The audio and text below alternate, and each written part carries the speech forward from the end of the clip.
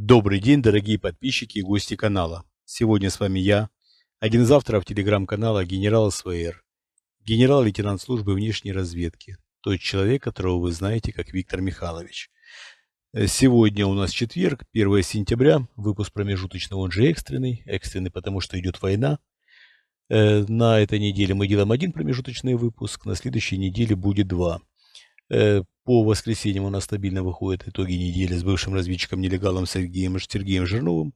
И, соответственно, здесь в этом плане у нас все стабильно. Итак, давайте обсудим несколько событий и несколько тем, которые накопились с нашей предыдущей встречи в воскресенье.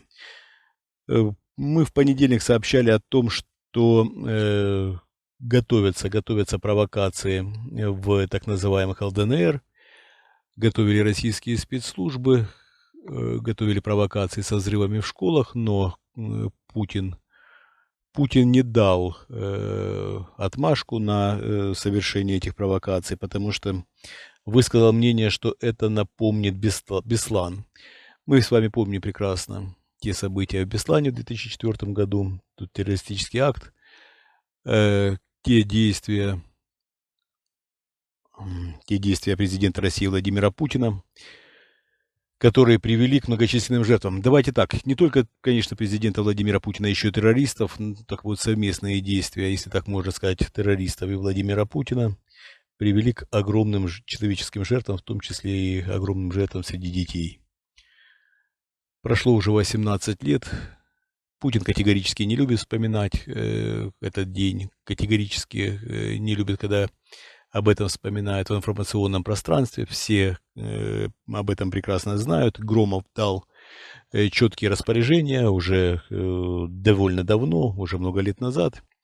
По-моему, давал даже еще до Громова давали распоряжения ни в коем случае не поднимать эту тему, как можно меньше об этом говорить.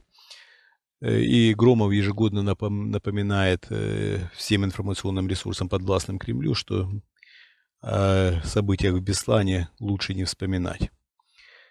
Это больная ситуация не только для родственников погибших, но и Путин категорически не любит, он считает это не лучшим воспоминанием в своей жизни и предпочитает об этом просто не вспоминать, равно как и о лодке Курск, подводной лодке Курск, извиняюсь, которая, как вы сами знаете, по словам Владимира Путина, утонула. Ну, еще есть некоторые моменты, которые и Норд-Ост, и взрывы домов в конце 90-х, которые позволили Путину прийти к власти. Есть многие вещи, которые Владимир Путин не любит вспоминать. Но все же, еще раз повторю, провокации готовились. Мы с вами сегодня уже 1 сентября видим, слава богу, эти провокации не были приведены в действие. И в этом плане все спокойно. Но уже то, что российские спецслужбы готовили подобные провокации, говорит о многом. Ну, мы с вами уже много обсуждали тему взрывов домов в Москве, и не только в Москве, в целом по России, в Волгодонске. И в других городах были взрывы в 99 году. То именно эти события помогли прийти к власти Владимиру Путину. Все было устроено с ведома Владимира Путина, с его, не просто ведома, а с его, курировал он ту спецоперацию, когда свернули все якобы на чеченских террористов.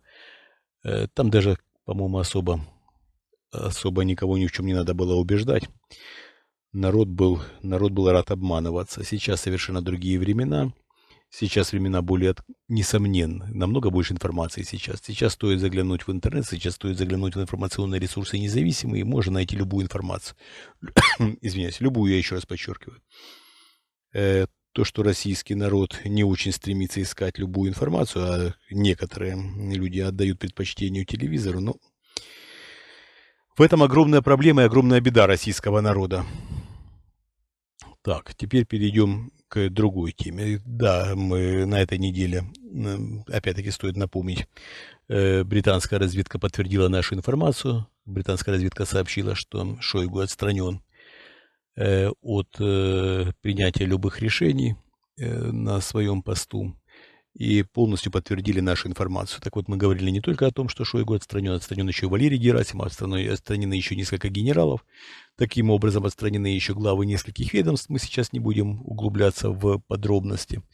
Но Путин не очень любит менять в явную людей. Ему очень понравилась эта практика, когда можно оставлять на месте человека, только он фактически представляет собой бутафорную фигуру, да, бутафорскую фигуру, и ничего не делает, никаких реальных шагов по управлению своим ведомством не осуществляет, а просто номинально занимает свою должность.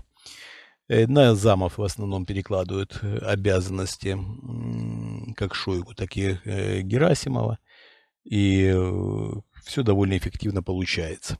Путину действительно напрямую докладываются генералы, он руководит спецоперацией, с ним консультируются.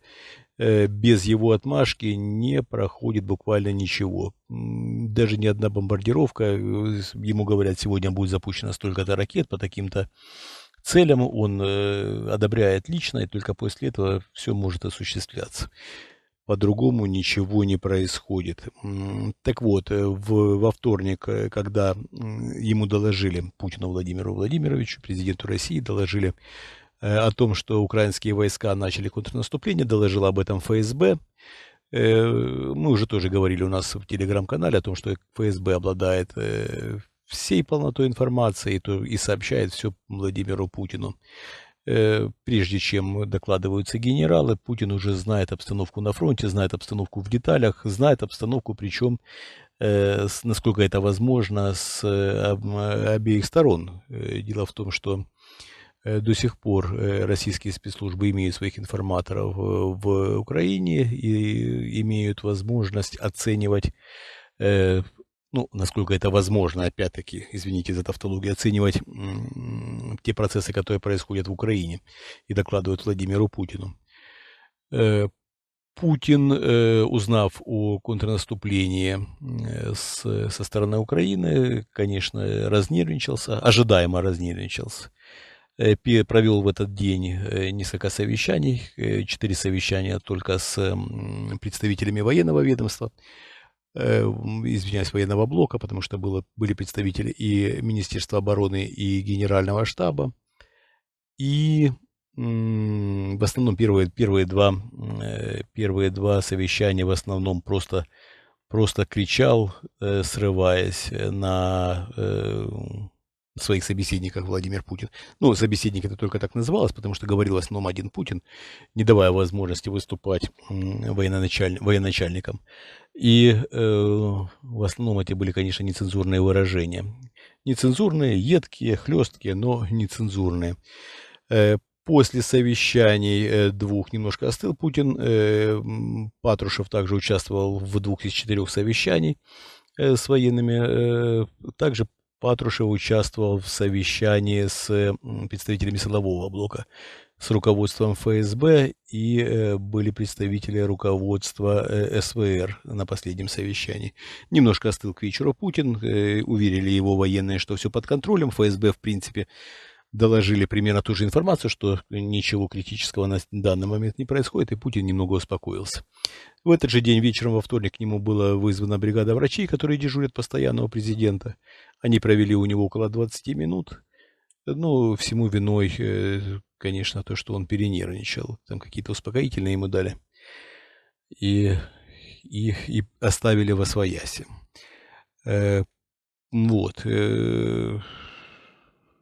По вторнику это, по-моему, все. А по среде вообще интересные вещи происходили. Во-первых, Путин поздравил Александра Лукашенко с днем рождения. Не поворачивается язык называть Александра Лукашенко президентом Беларуси. Конечно, он не президент, он узурпатор. Поздравил его Путин. Лукашенко с первых минут разговора перехватил инициативу, начал просить в подарок деньги. 7 миллиардов нужно Республике Беларусь, по мнению президента, извиняюсь, не президента, по мнению узурпатора Лукашенко, для того, чтобы удержать ситуацию стабильной в Республике Беларусь. Путин сказал, что может, пообещал, по крайней мере, гарантированно 4. Лукашенко сказал, что этого мало. Путин попытался разубедить Лукашенко в том, что он не имеет абсолютно ничего против независимости Республики Беларусь. Что он не говорил, мы знаем с вами, да, что Шольц выступил, канцлер Германии, Шольц выступил с таким заявлением, что во время разговора Путина перед 24 февраля Путин якобы сказал Шольцу о том, что Республика Беларусь и Украина недостойны независимости. Не должны быть, не должны вообще даже существовать в качестве независимых государств.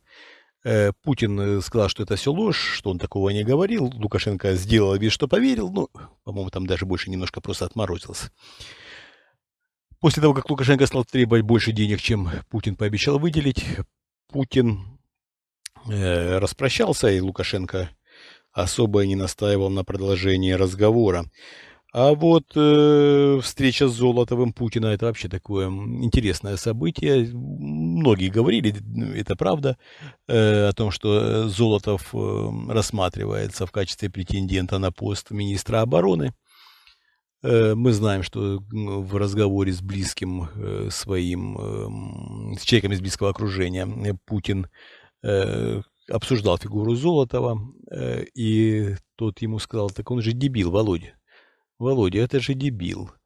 На что Путин сказал: а кто у нас не дебил? Действительно интересный разговор, и действительно абсолютно правда, нечасто звучащая со стороны президента России.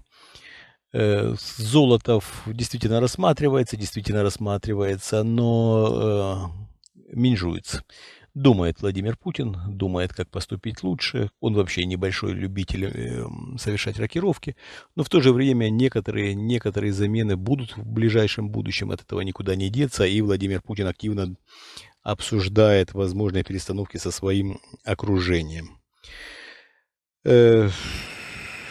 По скрытой мобилизации есть определенные проблемы на фронт, это я уже перехожу к другой теме. Есть проблемы в свете того, что тяжело идет набор и добровольческих батальонов, так называемых, и тяжело идет скрытая мобилизация. Мы с вами знаем прекрасно, что в ЧВК пытаются активно вербовать людей из колонии, обещая быструю свободу и даже какие-то деньги. Так вот, Путину недавно был представлен доклад, в котором говорится о том, что многие, довольно существенная часть людей, которых вербуют в колониях, это люди так называемые из касты опущенных, ну, так называемые петухи, там, черти, шныри, как-то там так их называют, честно говоря, небольшой специалист в этой сфере.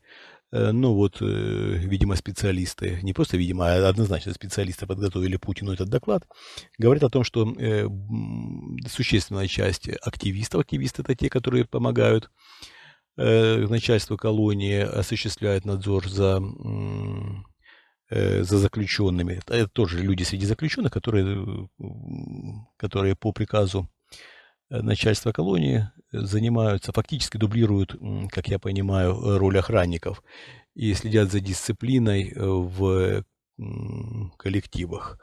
Так вот, из актива и из запущенных довольно существенная часть, это, по-моему, суммарно более 50%, что около 60%, которые как раз подписываются на участие в специальной военной операции. Еще часть — это так называемые мужики, это просто обычные люди, которые проводят свое время в колонии, занимаются трудовой деятельностью, я имею в виду, отбывают свой срок, занимаются трудовой деятельностью и живут так своей параллельной жизнью. Еще часть, чуть менее 10%, это так называемые блатные или черная масть. Это, соответственно, люди, которые управляют со стороны заключенных, неформальные лидеры среди заключенных, но которые не курируются администрацией. Так вот, в докладе говорится о том, что возможны конфликты в вооруженных силах, не вооруженных силах, извиняюсь, а вооруженных формированиях, в которые попадают эти люди, потому что, ну, во-первых, почему так называемые опущенные стремятся попасть на войну, стремятся подписать контракт и избавиться от адских условий содержания. Ну, мы с вами понимаем, да, что человек, которого угнетают, унижают, в том числе и в сексуальном плане, постоянно в колонии, ну, мечтает покинуть эту колонию, мечтает оказаться в лучших условиях. Да, война — это не самые лучшие условия, но, по мнению многих, намного более лояльная, чем колония и чем пребывание в касте опущенных. Активы мобилизируют начальство колонии, а мужики и блатные идут по своему желанию. Так вот, оказавшись в одном отряде, вооруженные могут пытаться мстить. Например, петухи могут мстить, ну, из класса опущенных могут пытаться мстить активу и блатным. Активисты могут также пытаться квитаться с блатными, блатные с активистами, ну и так далее и тому подобное. Да и оказавшись за одним столом, наверное, многие наслышаны о тюремных порядках, когда с опущенными нельзя сидеть за одним столом, нельзя есть одной ложкой, ну и так далее и тому подобное. Там довольно серьезные ограничения в неформальном плане. Опасаются авторы доклада Владимиру Путину, что тюремный уклад может перекочевать в военный быт. И это будет большая трагедия, большая катастрофа, потому что вооруженные люди, настроенные друг против друга агрессивно, могут, во-первых, отказаться выполнять приказы, а во-вторых, могут конфликтовать друг с другом и с начальством, конфликтовать с применением оружия. С другой стороны,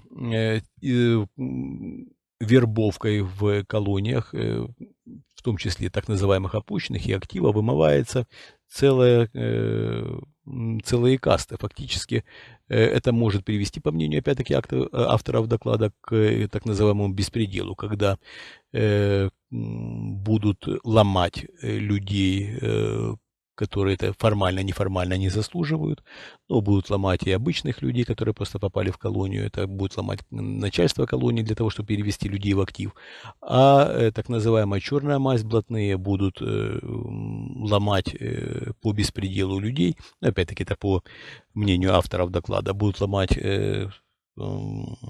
обычных людей по беспределу для того, чтобы наполнить содержанием эту касту опущенных. Ну, потому что во многих колониях так называемая черная масть, так называемые блатные, они не работают, за них работают опущенные, они там не выносят мусор за собой, они там, если, опять-таки, я небольшой специалист в этой теме, там есть довольно много ограничений, и так вот авторы доклада боятся, что в тюрьмах тюрьмы могут опуститься до беспредела, и, ну, беспредел опять-таки в кавычках, это в тюремные понятия, и могут быть бунты в колониях, администрация может потерять контроль над заключенными, довольно серьезная ситуация может получиться в тех колониях, в которых активно вербуют военнослужащих для участия в войне в Украине. Так, на этом, наверное, все. Объяснил, наверное, более или менее те события, которые произошли. Мы с вами обязательно увидимся, услышимся уже скоро. Мы увидимся, во-первых, уже в итогах недели, в это воскресенье, с Сергеем Жирновым. Мы вас любим, это искренне. Не забывайте об этом. Мы работаем для вас. Если есть желание нас поддержать, в описании к этому ролику есть подписка на наш Patreon, есть подписка на спонсирование нашего YouTube канала, и есть наши криптовалютные кошельки. Не забывайте, ваша помощь нам необходима. Все, большое спасибо, что были со мной. Всего доброго, до свидания.